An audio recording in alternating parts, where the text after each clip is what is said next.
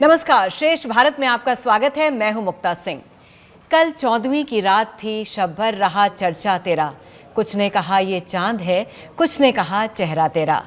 इब्ने इंशा की ये शायरी हो या फिर परवीन साकिर की ये लाइनें कि पूरा दुख और आधा चांद, हिज्र की शब और ऐसा चांद। चांद से अपनी महबूबा या माशूका की खूबसूरती की तुलना अब शायरी के जरिए नहीं गढ़ी जा सकेगी। चांद का असली चेहरा देखकर अब शायद उसकी खूबसूरती के कसीदे नहीं पढ़े जाएंगे। चंद्रयान 3 की भेजी गई चांद की तस्वीरों को देखकर तो ऐसा ही लगता है। शायरों ने तो चांद पर सिर्फ एक दाग बताया है, लेकिन असल में चांद पर सिर्फ एक नहीं बल्कि करीब 14 लाख धब्बे हैं। एक एक धब्बा इतना बड़ा है कि उसमें माउंट एवरेस्ट समा जाए। ज़मीन से जब भी हम चांद को देखते हैं तो वो बहुत ही खूबसूरत नज़र आता है। चांद की सुंदरता पर न जाने कितनी शायरी, नज़में और कविताएं लिखी गई हैं। नज़्म, शायरी या कविताओं में अपने प्यार की तुलना चांद से करना या उसके सामने चांद को भी फीका बताना प्यार के इजहार को खास बनाता है। शायरों की नज़र से देखा जाने वाला खूबसूरत चांद का चेहरा चंद्रयान 3 की नज़र में बिल्कुल उलट है। चंद्रयान 3 की भेजी गई तस्वीर में चांद पर इतने बड़े बड़े गड्ढे हैं कि कई कुतुब मीनार उसमें गायब हो जाएं। गड्ढे हैं, धब्बे हैं। चंद्रयान 3 की भेजी गई इन तस्वीरों को देखकर लगता है कि अब आशिकों को चांद से परहेज कर अपने प्यार के इजहार के लिए चांद का उदाहरण देने के बजाय अब कोई दूसरा तरीका ढूंढना पड़ेगा। और इसी पर बातचीत करने के लिए हमारे साथ 3 मेहमान जुड़ रहे हैं और साथ में हमारे हैं वरिष्ठ सहयोगी हैं संजीव चौहान जी, और 3 शायर भी हैं हमारे साथ। शोभित मिश्रा जी हैं, कुलदीप तिवारी जी हैं और सुनीत वाजपेयी जी। आप सभी का बहुत बहुत स्वागत है। अब कुछ भी कहा जाए, चांद में धब्बे हैं, चांद में गड्ढे हैं, ये तो साइंसदान कह चुके हैं, लेकिन चांद का करिश्मा कुछ ऐसा है कि इन सब के बावजूद उसकी खूबसूरती, उसका जादू है कि कम होने का नाम ही नहीं लेता। चांद जब अधूरा होता है तब भी खूबसूरत होता है, चांद जब पूरा होता है तब भी खूबसूरत होता है, चांद जब नहीं होता तब चांद का इंतज़ार होता है। तो चांद अपने हर रूप में, अपनी हर कल्पना में, चाहे वो प्रेमी प्रेमिका हों या कोई और इंसान हो, उनके साथ एक जुड़ाव चांद का रहा है। और ये जुड़ाव कवियों के साथ क्या है, इसे समझने के लिए हम मुक्ता जी के साथ बैठे हैं और हमारे साथ 3 खास मेहमान भी जुड़े हैं। तो चलिए, चांद को एक शायर, एक कवि कैसे देखता है अपनी कल्पनाओं में, चांद उसको कैसे प्रभावित करता है, उसको कैसे एक दूसरी दुनिया में लेकर जाता है, इस पर बात करते हैं। सबसे पहले वाजपेयी जी, आपसे शुरुआत करते हैं। चंद्रयान 3 ने जहां साइंस और टेक्नोलॉजी का झंडा चांद पर बुलंद कर दिया, वहीं शायरों की रुमानियत और महबूबा की तारीफ में पढ़े जाने वाले कसीदे के लिए एक मुश्किल खड़ी कर दी है, क्योंकि एक खूबसूरत इमेजिनेशन से हटके अब असली तस्वीर सामने ला दी है चंद्रयान 3 ने चांद की। सबसे पहले तो मैं आपके इस चैनल के माध्यम से जो भी लोग मुझे सुन पा रहे हैं, देख पा रहे हैं, उन सबको प्रणाम करता हूं और बधाई देता हूं पूरे हिंदुस्तान को, या फिर पूरी दुनिया में जहां जहां भी हिंदुस्तानी बसे हुए हैं, क्योंकि हम सबके लिए एक गौरव का पल है। और पहली 4 पंक्तियां पढ़ता हूं। क्यों जरूरी है चर्चा, या फिर जो आयोजन आप कर रहे हैं, ऐसे आयोजन कि चर्चा जरूरी इसलिए इस चंद्रयान की, कि चर्चा जरूरी इसलिए इस चंद्रयान की, है बात भारतीयों के गौरव गुमान की, और ईश्वर करे कि चांद पे लहराए तिरंगा, कि ईश्वर करे कि चांद पे लहराए तिरंगा, शुभकामनाएं देश को तीजी उड़ान की, शुभकामनाएं देश को तीजी उड़ान की। और मैं पिछले चंद्रयान जो हुआ जिसमें हम थोड़ा सा चूक गए, मिशन जो हमारा असफल रहा, उसे भी आज याद कर लेता हूं, क्योंकि हमारे भविष्य का जो आधार रखते हैं वो हम वर्तमान में ही रखते हैं। तो कहीं ना कहीं हमने पिछली जो गलतियां हुई उनसे सबक लिया है, जिस कारण आज हम बिल्कुल नजदीक हैं चांद के। तो उसको जोड़ता हूं और देखिए, प्रेम और राष्ट्रभक्ति 4 पंक्तियों में दोनों आप तक पहुंचाता हूं। मुझे लगता है कि सब लोग निराश थे कि विक्रम लैंडर से हमारा संपर्क टूट गया सुबह, लेकिन मैंने सोचा कि कम से कम हम इतने नजदीक पहुंचे तो हैं, संभावनाएं तो हैं कि हम और आगे बढ़ सकते हैं। तब मैं 4 पंक्तियां ये पढ़ता हूं कि 3 रंगों की खिंची आकाश में रेखा तो है, कि 3 रंगों की खिंची आकाश में रेखा तो है, सामने जग के हमारे शौर्य का लेखा तो है, कि 3 रंगों की खिंची आकाश में रेखा तो है, सामने जग के हमारे शौर्य का लेखा तो है, और छू न पाए हों भले ही दूधिया उसका बदन, कि छू न पाए हों भले ही दूधिया उसका बदन, हमने अपने चांद को नजदीक से देखा तो है, हमने अपने चांद को नजदीक से देखा तो है, और अब आपके स्वर में स्वर मिलाता हूं कि हकीकत सामने आई है। जो है लोग उपमाएं दिया करते थे चांद से, तो उसी संदर्भ में मुझे याद आया कि बहुत सारे लोग अमूमन कहते थे चांद तो तारे तोड़ लाएंगे, या फिर एक गाना आया कि चांद के पार चलो। लेकिन अब इतने दिन तो लग गए हैं वैज्ञानिकों को चांद पर पहुंचते पहुंचते, तो कैसे कोई जा पाएगा। मैं चार पंक्तियां पढ़ता हूं तमाम प्रेमी हृदयों के नाम के, इधर उधर की बातों से ही प्रेमी हृदय रिझाते होंगे, कि इधर उधर की बातों से ही प्रेमी हृदय रिझाते होंगे, झूठ मूठ के वादे करके केवल मन भरमाते होंगे। कि इधर उधर की बातों से ही प्रेमी हृदय रिझाते होंगे, झूठ मूठ के वादे करके केवल मन भरमाते होंगे।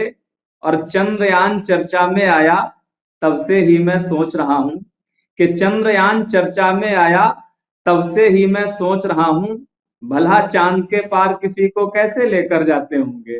कि भला चांद के पार किसी को कैसे लेकर जाते होंगे। लेकिन हम लोग सकारात्मक मानसिकता के लोग हैं, और निश्चित रूप से हम सब के लिए जो भी इस मिट्टी से जुड़ा हुआ है, वो कहीं भी रह रहा हो देश के किसी भी स्थान पर, उसके लिए गौरव का पल है। और मुझे लगता है कि अब अगर वादे करेंगे प्रेमी अपनी प्रेमिकाओं से, तो वो कुछ इस तरीके के होंगे। श्रृंखला का अंतिम मुक्तक पढ़ता हूं कि प्रीति के उत्सव रचेंगे चांद पर।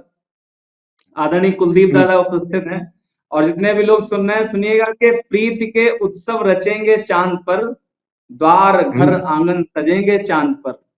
कि प्रीति के उत्सव रचेंगे चांद पर, द्वार घर आंगन सजेंगे चांद पर, और एक नया इतिहास रचना है हमें। कि प्रीति के उत्सव रचेंगे चांद पर, द्वार घर आंगन सजेंगे चांद पर, एक नया इतिहास रचना है हमें, छोड़िए धरती बसेंगे चांद पर। एक नया इतिहास रचना है हमें, छोड़िए धरती बसेंगे चांद पर।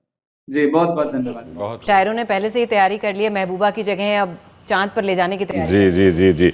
और जैसा इन्होंने कहा कि अब जब आशिक अपनी महबूबा के लिए चांद से जब उनको जोड़ेंगे तो कुछ चीज़ों का ख्याल रखेंगे। जैसा आपने बताया कि कुछ चांद में धब्बे देखे गए हैं, लेकिन चांद की खूबसूरती कुछ ऐसी है कि जब भी कोई शायर, कोई लेखक, कोई कवि कुछ भी लिखना चाहता है तो चांद उसकी कल्पनाओं में, उसकी लेखनी में आ ही जाता है। जब चांद आधा भी होता है तब भी उसकी खूबसूरती पर बहुत कुछ लिखा गया है, कहा गया है। तो जो हमारे साथ कुछ और मेहमान जुड़े हुए हैं, हम उनसे भी बात करना चाहेंगे। हमारे साथ शोभित मिश्रा जी, आपसे समझना चाहेंगे कि चांद का एक लेखक से, एक कवि से क्या कनेक्शन होता है। क्या कभी आपने चांद रातों में खुद को बेचैन पाया है? क्या कभी ऐसा हुआ है कि चंद्रमा अपने उरूज़ पर है और आपका मन किया कि बस उठाओ और कुछ लिख डालो? कैसे एक शायर को या एक कवि को चांद बेचैन करता है? आपका अपना व्यक्तिगत अनुभव क्या है? फिर आपकी रचना सुनेंगे। चांद से आपने अपने आप को किस तरह से जोड़ा है और पाया है? देखिए, अगर आपने जैसा पूछा है कि चांद से आपने बात करी है, तो सिर्फ चांद ही नहीं, पूरी पृथ्वी पर जितनी भी भौगोलिक चीजें हैं, चाहे वो चांद हो, तारे हों, चिड़िया हो, हवा हो, वो लिखने वाले पे डिपेंड करता है कि वो कहाँ बैठा है, क्या उसके समक्ष है उस समय, और उसकी उस समय की मना स्थिति क्या है, वो उस जी चीज को किस तरीके से ले रहा है। कभी अचानक से जा रहे हैं गली में और चांद दिख रहा है, और अभी रिसेंटली हमने कई बार देखा है सोशल मीडिया पे फोटोज वायरल रहते हैं कि आज चांद बहुत खूबसूरत है, लोग पोस्ट करते हैं। कुछ के पास फोन इतने अच्छे होते हैं कि वो जूम कर रहे हैं तो बहुत, जितना प्यारा वो दिख रहा होता है वो उससे कहीं ज्यादा प्यारा दिखने लगता है। तो वो डिपेंड करता है कि वो चीज को किस तरीके से लेते हैं। तो कभी अगर एक बार देखा था तो तब लिखा था कि जो करवा चौथ की पहचान का चांद है, जो करवा चौथ की पहचान का चांद है, होता वही तो रमजान का चांद है। बात है। जो करवा चौथ की पहचान का चांद है, होता वही तो रमजान का चांद है। देखकर जिसे इश्क की बातें लिखते हैं सब, वही हिंदू वही मुसलमान का चांद। क्या बात है, क्या बात। और अभी चंद्रयान की बात हो रही है, इसरो ने इसको भेज दिया है कल 23 तारीख को 6 बजे के आसपास।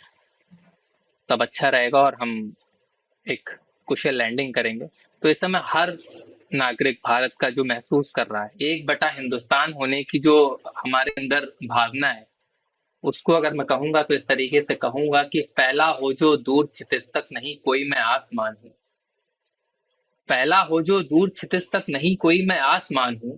धार लगी तलवार हो जिसमें, नहीं कोई मैं एक म्यान हूँ। रत्नों से पूरित होती जो, नहीं कोई मैं एक खान हूँ। हाँ लेकिन मैं गर्वित हूँ कि एक बटा हिंदुस्तान। क्या बात है। हाँ लेकिन मैं गर्वित हूँ कि एक बटा हिंदुस्तान हूँ। और यही भावना इस समय मेरी है, आपकी है, यहाँ मौजूद सभी लोगों की है, हर भारतवासी की है। तो बस कुछ एक चीजें और सुना के फिर मैं आपसे, एक शिकवा था, एक शिकवा है, एक शिकवा रहेगा। एक शिकवा था, एक शिकवा है, एक शिकवा रहेगा, कि चांद तन्हा था, तन्हा है, तन्हा रहेगा। बात है, और यूं बहुत तो खूबसूरत। जाकर के एक बार फिर से दुनिया सुन में लीजिए, बहुत ढूंढा बहुत बहुत खूबसूरत पर। बात कही आपने। एक शिकवा था, एक शिकवा है, एक शिकवा रहेगा। चांद तन्हा था, तन्हा है, तन्हा रहेगा। और आगे ये कि यूं तो जाकर के दुनिया में ढूंढा बहुत पर, हुस्न अंधा था, अंधा है, अंधा रहेगा। हुस्न अंधा था, अंधा है, अंधा रहेगा। और इसरो के वैज्ञानिकों ने जिस तरीके से एक बढ़िया प्रदर्शन किया और जिसके चलते हम कल चांद पर पहुंचने वाले हैं, तो लिखा है कि इस तरह हौसलों को उछाल कर रख देंगे, इस तरह हौसलों को उछाल कर रख देंगे, आसमां को जमीन पर उतार कर रख देंगे।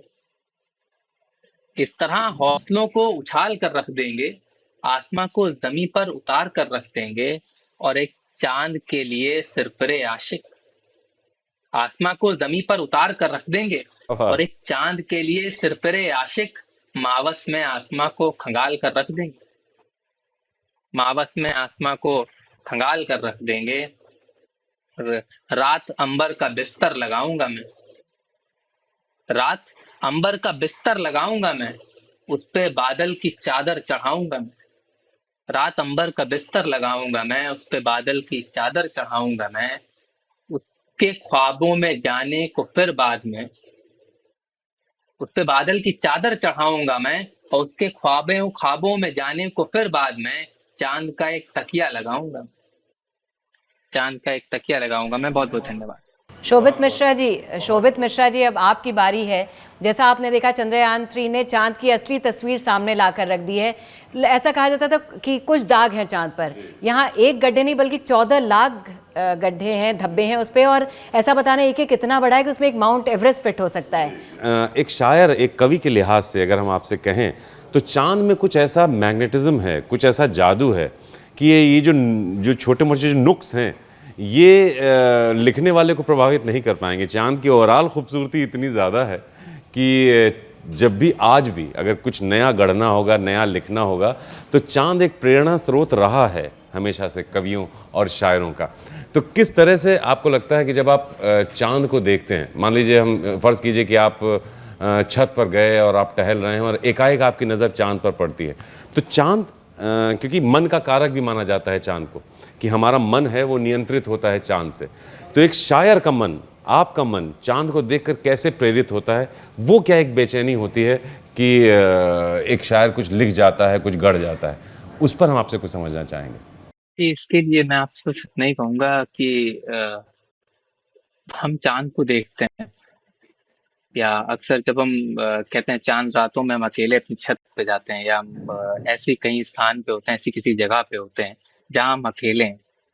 तो अब पुराने समय से, अगर पुराने आप किसी उसको उठाएं, कविताओं को देखें, आप पुराने आप शॉर्ट स्टोरीज को देखें, तो आप देखेंगे उसमें जब पत्र पत्रिकाओं का समय था, फोन का समय नहीं था, जब प्रेमी प्रेमिका एक दूसरे को पत्र लिखते थे, तार लिखते थे, या लैंडलाइन था और फोन पे ही बात होती थी, तब तब कहते थे कि इस समय मुझे भी चांद दिख रहा है, क्या तुमको भी दिख रहा है, या फला समय में मैंने चांद देखा था, उस रात जब पूरा चांद निकला था तब मैंने देखा था, ईद का चांद मैंने भी से देखा था, कनेक्ट मैंने होते इतने बजे दोनों देखा लोग। था। जी। पहले आप देखिए जो गाने लिखे जाते हैं, दम भर जो उधर मुंह फेरे ओ चंदा, मैं उनसे बात कर लूंगी, तो चंद्रमा गवाह बनता था दो प्रेम करने वालों के बीच का, वो उसके जरिए आपस में कनेक्ट हुआ करते थे।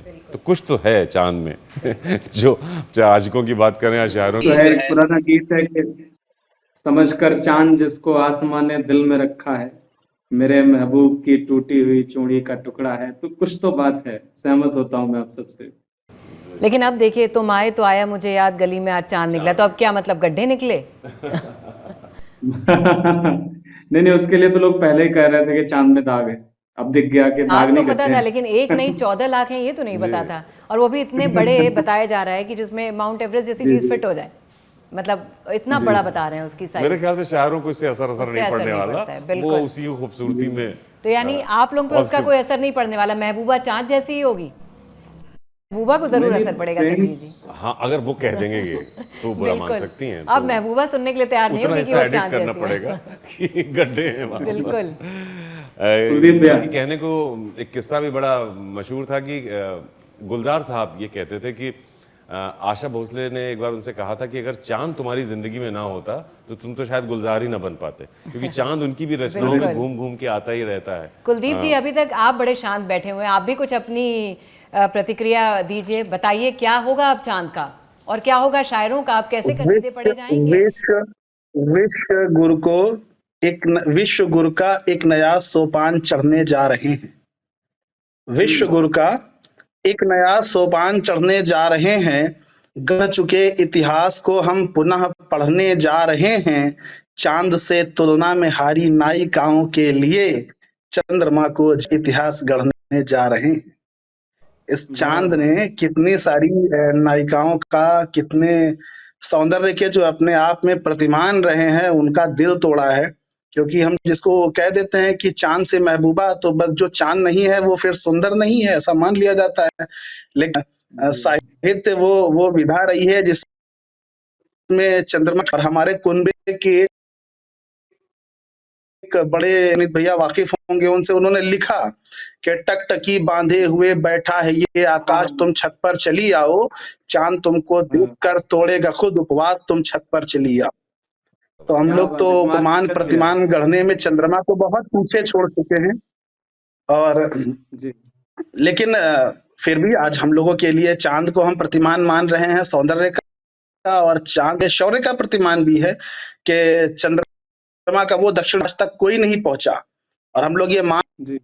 मान रहे थे कि छाड़कर दूसरे नंबर पे लाएगा, लेकिन ये भारत की शौर्य, ये भारत का पराक्रम है, ये माँ भारती के पानी का प्रभाव है कि हमने वो कर दिखाने के खड़े हो गए हैं, जिसे देखकर आज दुनिया कहेगी कि 75 कम से कम 175 वर्ष का भारत है। हमें याद है कि हम लोग, पूरा विश्व जो है रूस पर आश्रित रहता था अपने सैटेलाइट्स भेजने के लिए, अपने रॉकेट भेजने के लिए, और आज भारत कई देशों के सैटेलाइट लेकर जा रहा है।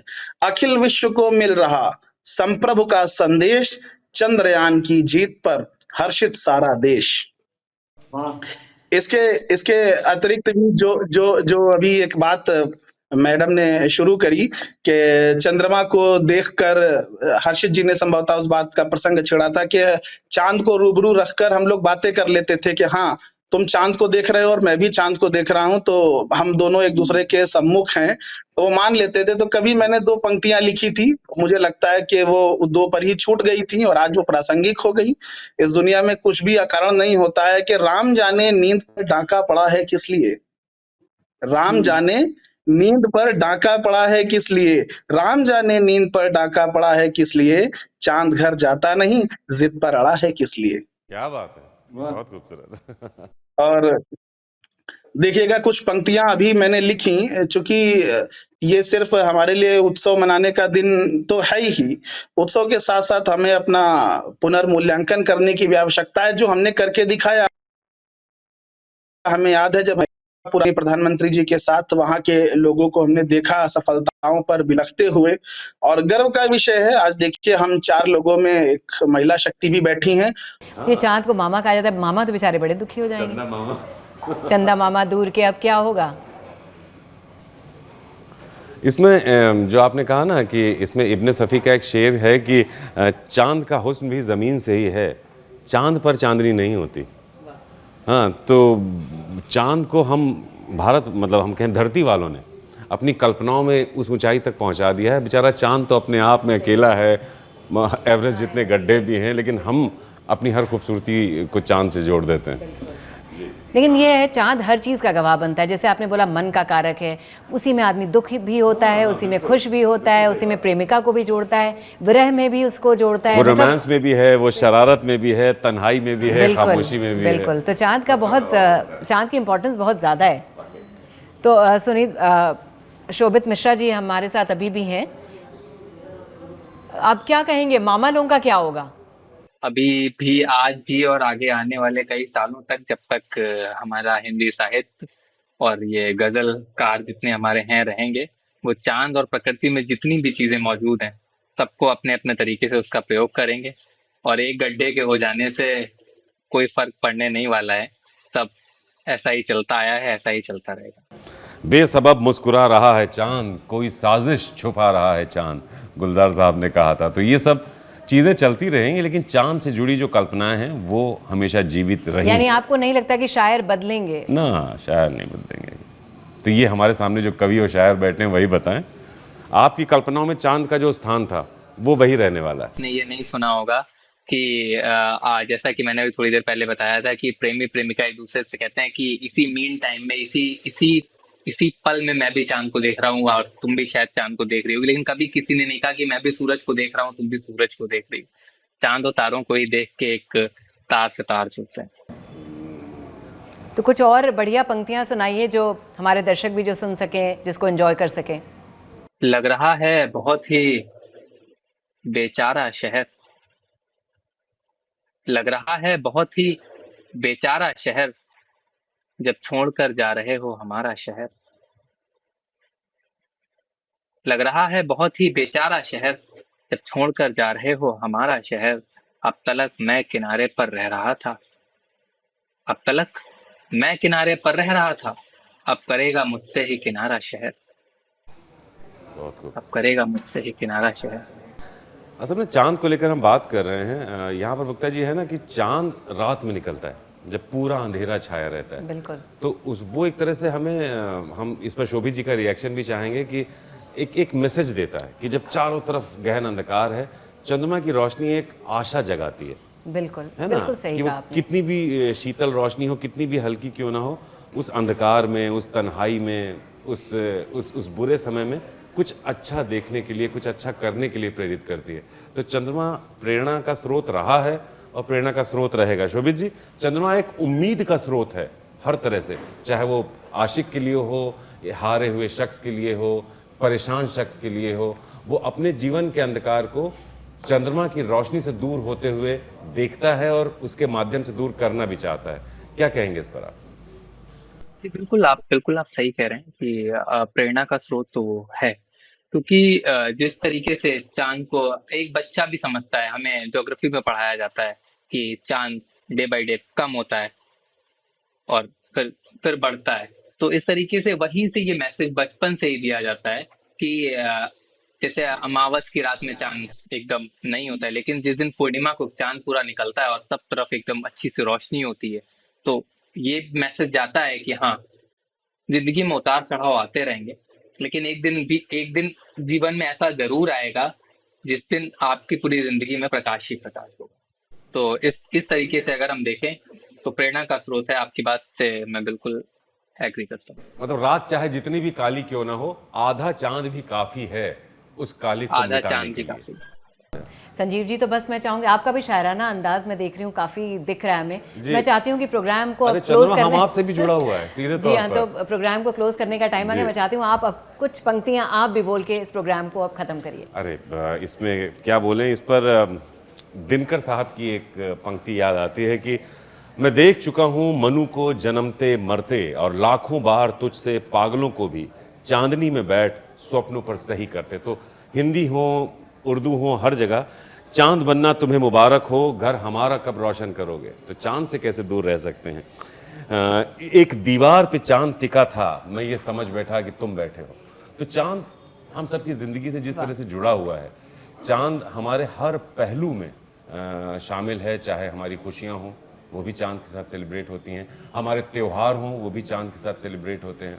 तो चांद और इंसान का जो कनेक्शन था वो कनेक्शन आगे भी रहेगा। चांद अपने तमाम गड्ढे कहें या तमाम जो धब्बे हैं उन सब के बावजूद एक खूबसूरती थी हमारे लिए, एक प्रेरणा का स्रोत था। और लगता है मुक्ता जी वो प्रेरणा चांद हमें देता ही रहेगा, भले भी साइंसदान कुछ भी कहें। हमारे लिए चांद एक रोमानी कल्पना थी और वो रोमानी कल्पना रहेगी। और कल का दिन हमारे लिए, सभी देशवासियों के लिए, पूरी दुनिया के लिए बहुत ही महत्वपूर्ण है। और हमें उम्मीद नहीं बल्कि पूरा विश्वास है कि भारत चांद पर अपना परचम लहराएगा। बहुत बहुत शुक्रिया हमारे सभी मेहमानों का, धन्यवाद। श्रेष्ठ भारत पर खबरों से जुड़े रहने के लिए चैनल को सब्सक्राइब करें, बेल आइकन दबाएं और देखते रहें श्रेष्ठ भारत।